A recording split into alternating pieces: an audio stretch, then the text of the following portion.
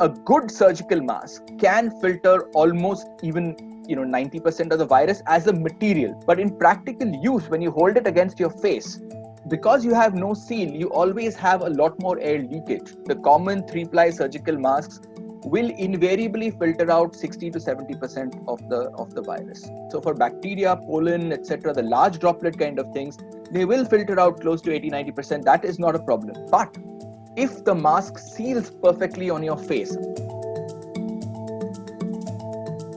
right, the green colored cloth mask you will see in almost every hospital, these are just made from 2 layers of thick cloth, and even these are almost will filter out 40-50% of the virus. Three or 4 layers of this t-shirt material can often filter out almost 60% of the virus sized particles, and they're obviously very efficient at filtering out large droplets. If you take a folded handkerchief, a dupatta or something, it will give you some filtration efficiency.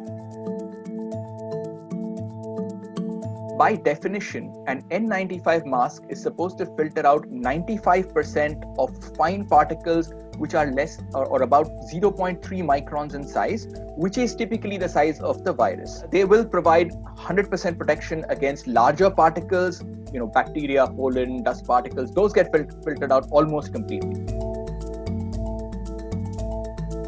An N95 mask with a valve like this one, okay? What is this valve? This valve is an exhalation valve. So here there is a piece of rubber, okay, on a valve which goes out when you breathe. It's meant for dusty environments, for people scraping walls in the mining industry, etc. Very important part of a mask is to prevent the wearer's own particles or droplets from going outside. And that a valve mask does not do. A valve mask is a zero resistance path to particles going outside. But again, there's a second point. Especially in the monsoon season, given the humidity we have in India, this rubber gasket that we have, rubber is an intrinsically sticky material. The rubber gasket, you breathe in and out your humid breath, right, coupled with the moisture outside, it's going to get wet and sticky. Once your rubber is sticky, it's going to attract dust particles. And even one dust particle that sits on it, if it sits on the inside, is going to prevent that valve from sealing properly. If it doesn't seal properly, it's no longer an N95 even while breathing in.